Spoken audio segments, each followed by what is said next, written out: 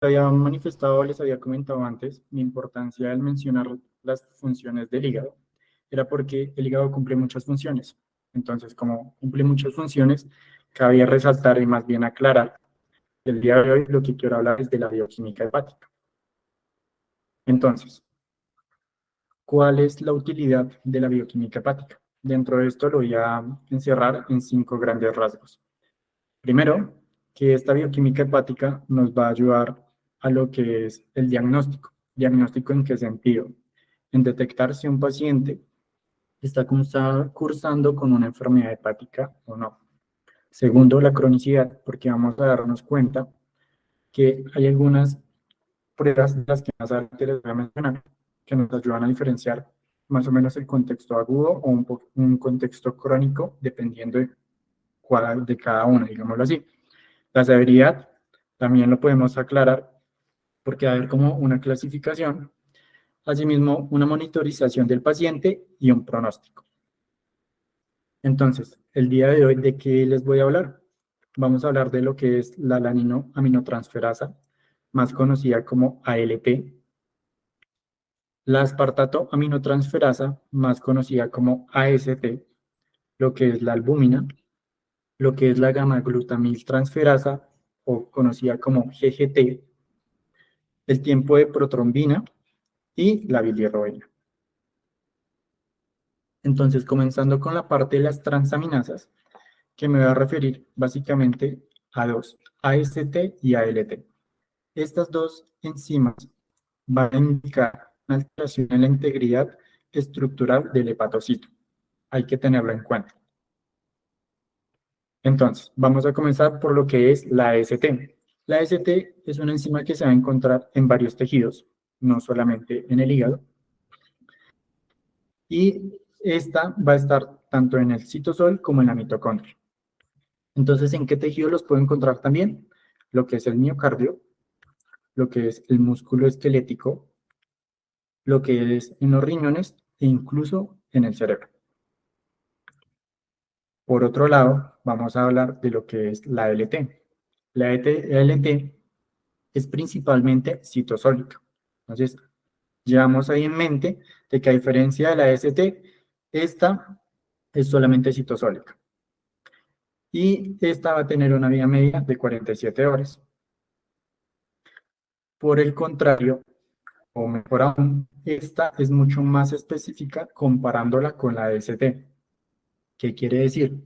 De que cuando nosotros tenemos un aumento de estas dos enzimas, cuando va a predominar una LT, nos habla de que esta alteración es más específica del hígado. Ahora, hay que tener en cuenta una relación. La literatura dice que una proporción de AST sobre ALT mayor a 5 va a sugerir una lesión en los tejidos extrahepáticos. Esto por lo anterior que ya había mencionado, que era que la AST se encuentra en más tejidos y no solamente es citosólica, también es mitocondrial. ¿A qué tejidos me refiero? Que se pueden encontrar o cuando encontramos esta relación más de 5. Por ejemplo, en el caso de una miositis, en el caso de una rhabdomiolisis, en el caso de una enfermedad tiroidea, en el caso de una insuficiencia adrenal o incluso en el caso de un infarto agudo del miocardio. Hay que tener en cuenta que también existe otra patología que se llama la macro-AST. ¿Esto qué es? Es una elevación persistente, como su nombre lo dice, de la AST. Estos pacientes generalmente son asintomáticos. ¿Y esto por qué se da?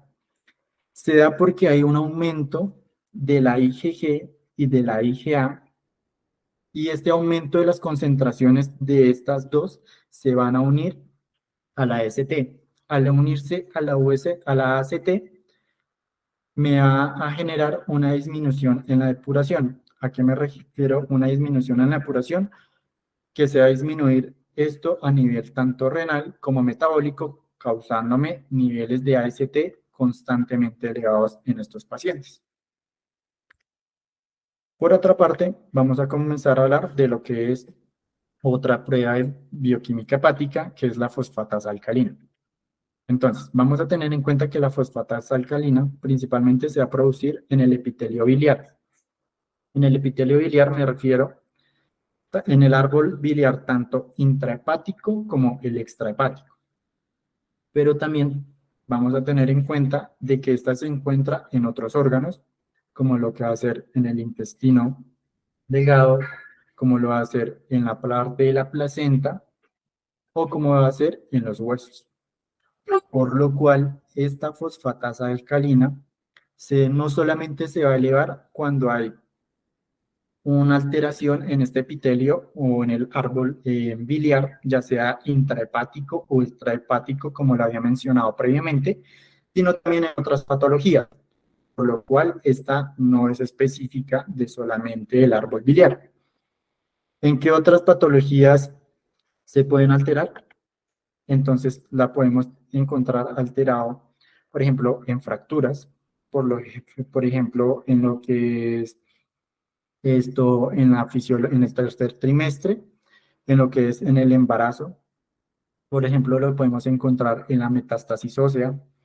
Y pues, también otras patologías que podemos ver ahí, como es la tuberculosis, los linfomas, y esto es sí por la parte de la infiltración hepática que va a tener estas patologías que pues van a causar aumento de esto. Pero entonces hay una prueba hepática que nos va a ayudar como a diferenciar estas elevaciones de la fosfatasa alcalina, que es la gamma-glutamil transferasa o más conocida como GGT. Esta enzima es microsómica y se va a encontrar en la membrana de muchos tejidos, por ejemplo, en la membrana de los hepatocitos y de las células del epitelio biliar. Entonces, como lo había dicho, es útil para diferenciar la elevación de las fosfatasa alcalina, que sea hepática o no hepática. Voy a colocar un ejemplo. Si me llega un paciente y tengo una fosfatasa alcalina elevada, vale la pena pedir una GGT.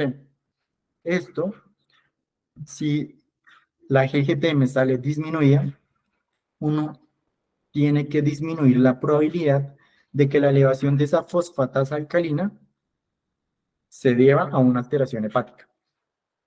Entonces, esta es como la utilidad en la parte clínica que vamos a tener en cuenta. Además de esto, hay que tener en cuenta que la GGT generalmente también se va a elevar en la parte de una alteración hepática por el alcohol o por algunos fármacos, como va a ser la warfarina. Entonces, resumiendo más o menos como la vía media de las pruebas hepáticas de las que hemos hablado, que es la LT, la ST, la fosfatasa alcalina o la GGT, traje aquí un cuadro con la vía media de cada una de estas enzimas. Entonces podemos observar que la GGT es de 4 días, la fosfatasa alcalina es de 9 días, la LT es de 47 horas y la ACT de 17 horas. Traje aquí a esta revisión unas gráficas donde podemos observar, por ejemplo, en el caso de una hepatitis aguda, cómo la elevación de la ALT y la ST se elevan, pero no tanto comparado, digamos, con la elevación de la fosfatasa alcalina y lo que es la GGT. Por el contrario, si lo vemos en esta patología, que es la ictericia obstructiva, la fosfatasa alcalina se va a elevar mucho más rápido y se va a elevar también la GGT, se van a elevar mucho más rápido versus la ST y la LT. Continuando con las pruebas de bioquímica hepática, entonces vamos a hablar de la actividad de la protrombina. ¿Qué es esto? Es una prueba de coagulación donde va a medir la parte de la conversión de protrombina a trombina. Entonces, ¿esto cómo lo hace? Esta parte de la conversión va a requerir de ciertos factores de coagulación que van a ser el 2, el 5, el 7, el 9 y el 10. Estos son exclusivamente digamos, del hígado. Y estos van a depender de la utilización de la vitamina K. Entonces, ¿qué pasa cuando hay un daño hepático? Cuando hay una alteración hepática, va a haber una incapacidad para utilizar esa vitamina K y al no poder utilizar la vitamina K que promueve esos factores de coagulación y esos factores de coagulación promueven esa conversión de protrombina a trombina, va a hacer que se disminuyan esos factores. Al disminuirse esos factores de coagulación, me va a generar a lo que es una prolongación de los tiempos de protrombina. Ahora bien, muchos se estarán preguntando, ¿qué es una prolongación del tiempo de protrombina? Entonces, la prolongación del tiempo de protrombina se define, según la literatura, por dos. La primera sería que se lee más del 20% del control del día, y la segunda sería que esa prolongación sea más de 6 segundos respecto al control. Traje un ejemplo para que quede un poquito más claro qué es una prolongación de este tiempo de protrombina. Entonces, podemos observar de que el tiempo de protrombina de mi paciente salió en 17.5. El control del día es de 13.9, donde vamos a realizar una resta y vamos a efectuar y nos podemos notar que esa prolongación del tiempo es de 3.6 segundos. Y como lo había mencionado previamente, una de las definiciones es de que esté más de 6 segundos del control del día. Está prolongado, pero no es significativo. Por ende, no habría como una indicación o una necesidad de estudiarlo, porque no es muy significativa esta alteración en los tiempos de prolongación.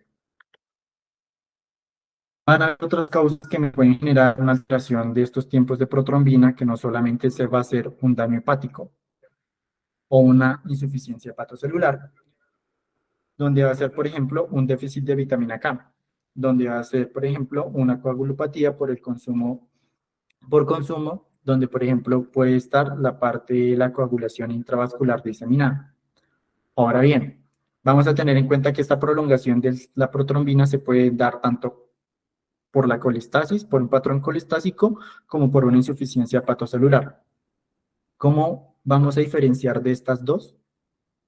Vamos a diferenciarlo en que en la parte de la colestasis, esa alteración o esa prolongación del tiempo de protrombina se va a dar porque no hay una excreción de las sales.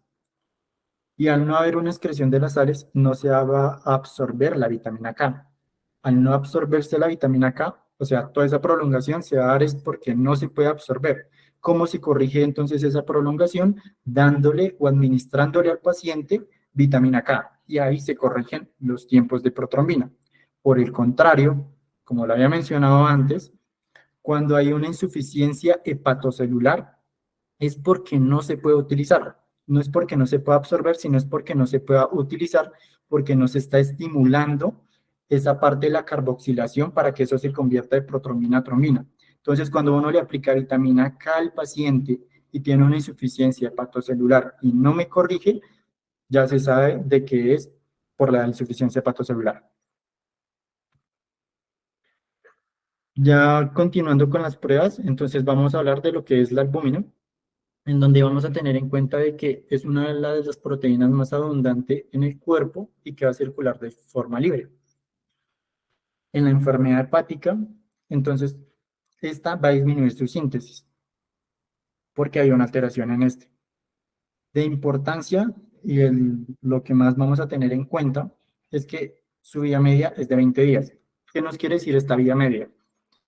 Cuando hay una alteración hepática y sale una disminución o un paciente me llega con una hipoalbuminemia, quiere decir de que por lo menos ese paciente lleva 20 días con esa alteración hepática.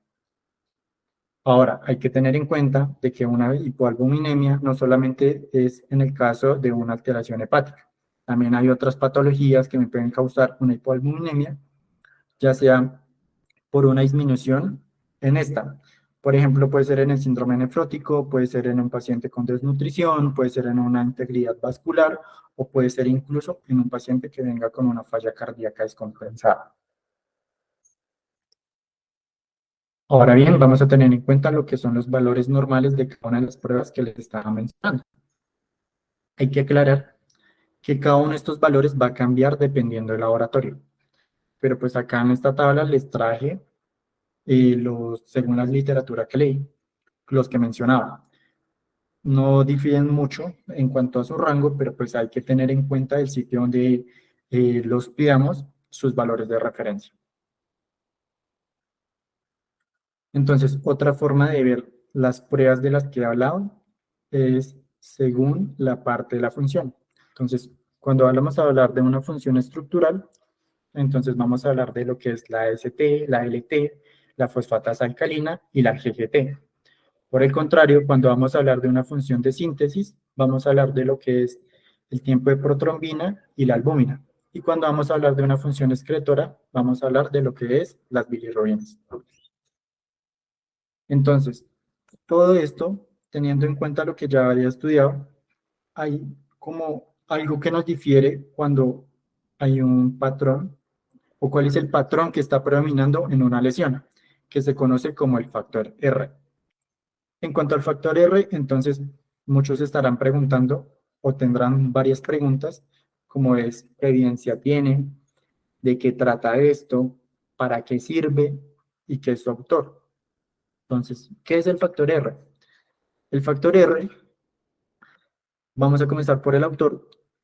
Su autor es un médico que se llama Christian Benicio, fue un reumatólogo francés que estuvo interesado, la mayoría de sus investigaciones estuvo relacionada con la parte de los seguimientos a los medicamentos, donde en un consenso internacional en 1989 introdujo esto el factor R. ¿Qué es el factor R básicamente? Es una fórmula. Es una fórmula donde vamos a tomar la LT del paciente, la dividimos sobre la LT superior normal, y esto lo vamos a dividir sobre la fosfatasa alcalina del paciente sobre la fosfatasa alcalina superior normal. Todo esto, ¿para qué nos va a servir? Para denominar un patrón, que más adelante les voy a explicar. Entonces, traje un ejemplo como para que quede un poco más claro esto del factor R, que muchas veces tiende a confundir. Entonces, un caso es un paciente que la LT le salió en 100 y la fosfatasa alcalina le salió en 150. Voy a mirar los límites de superior de normalidad, donde la LT es 45 y la fosfatasa alcalina es de 140. ¿Esto de dónde lo saqué? De la tabla donde les había mencionado antes los valores previos. Los pueden ver a la mano izquierda en la parte inferior. Entonces, primero voy a tomar la LT del paciente, la voy a dividir sobre lo que es el ALT superior normal, que sería 45, y me va a dar esta operación un producto de 6. Segundo, posteriormente voy a tomar la fosfatasa alcalina de mi paciente, que es 150, la voy a dividir sobre el límite superior de normalidad, que correspondería a 140, y me va a dar un producto de 1.07. Estos dos productos los voy a dividir y me va a dar como resultado 5. ¿Este 5 a qué se va a referir? Entonces, vamos a tener de que, según el resultado, un resultado mayor a 5, el patrón predominante va a ser un patrón hepatocelular. Cuando el resultado va a ser menor a 2, el patrón al que nos vamos a referir va a ser un patrón colectásico, y el rango que nos dé entre 2 y 5, su patrón va a ser mixto. Hay que tener en cuenta de que, para decir de que un patrón es hepatocelular, no solamente vamos a tener en cuenta lo que es el factor R. También la literatura menciona que para decir de que este patrón es hepatocelular, vamos a tener que una relación ALT sobre AST mayor a 5, ya lo vamos a considerar hepatocelular. Y esto es para diferenciar las causas. Entonces, vamos a tener unas causas de patrón hepatocelular. A mano izquierda pueden observar las causas en un contexto agudo, y a mano derecha vamos a observar unas causas de manera crónica. Entonces, por mencionar algunas, vamos a mencionar, por ejemplo, en el contexto agudo, lo que es la infección, lo que es una hepatitis viral, lo que es el síndrome de Buchiari. A la parte derecha, por mencionar algunas también, entonces vamos a mencionar lo que es la hepatitis viral, una hepatitis autoinmune o una hepatitis inducida por medicamentos. En esta inducida por medicamentos tenemos que tener cuidado porque en realidad son muchos los medicamentos que pueden generar este patrón. A mano derecha vamos a ver lo que es los medicamentos que me van a generar un patrón hepatocelular, y a mano izquierda vamos a generar los medicamentos que me van a generar una alteración hepática de patrón colistásico. Dentro de las causas del patrón colestásico, entonces es importante tener en cuenta de que estas se van a dividir básicamente en dos, en unas extrahepáticas y en otras intrahepáticas. En las extrahepáticas, entonces, por ejemplo, va a estar la coledocolitiasis, el cáncer de cabeza de páncreas o el colangiocarcinoma. En las intrahepáticas, entonces, vamos a tener la inducida por medicamentos, como los había mencionado previamente en la anterior diapositiva, y la cirrosis biliar primaria o asimismo la colangitis esclerosante. Ya para terminar, vamos a hablar de la última prueba, de lo que es la bilirrubina. Entonces, la bilirrubina se divide básicamente en dos, que va a ser la indirecta. La indirecta, el 70% la indirecta corresponde al 70% de la total. Y en esta vamos a tener que esta no se va a filtrar por el glomérulo porque va unida a la albúmina. Y en las patologías en las que esta se puede alterar es, por ejemplo, en una hemólisis, en una tropoyesis ineficaz, en una reabsorción de hematomas o en defectos adquiridos, ya sea hereditarios o por captación o por conjugación. Por el contrario, en lo que va a ser la bilirrubina directa, vamos a tener que esta va a formar el 30% de lo que es la total. Y además de esto, vamos a tener en cuenta que si este 30% es a expensas de la directa, entonces se puede alterar en patologías como las enfermedades parenquimatosas, ya sea en un contexto agudo o crónico, enfermedades hepáticas con coleolitasis predominante o trastornos infiltrativos difusos. Eso sería todo. Muchas gracias por la atención de parte del Centro de Estudios e Información Científica de Medicina Interna. Quienes habló, Sergio Montañez.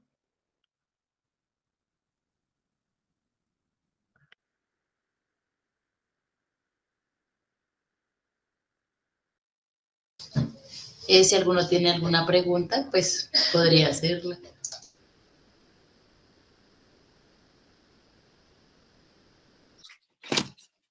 Bueno, Sergio, primero que nada, pues gracias por haber iniciado para hacer la primera presentación. Me parece que estuvo muy bien, muy completa. Como para llevar a casa, muy importante la importancia de la GGT para pues, evaluar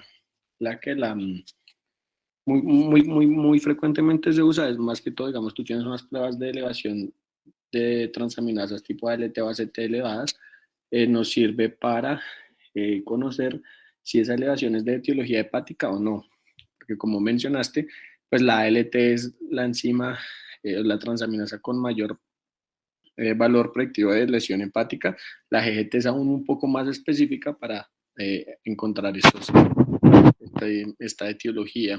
Adicionalmente, muy importante lo que mencionaste del R-factor, pues que espero que les haya quedado a todos muy claro los puntos de corte y lo que indican, porque pues es muy importante para evaluar la etiología de esa elevación. La única recomendación que te dejaría sería dejar en las diapositivas, no al final la bibliografía, sino en cada diapositiva la, la referencia en normas Vancouver. Doctor, muchas gracias.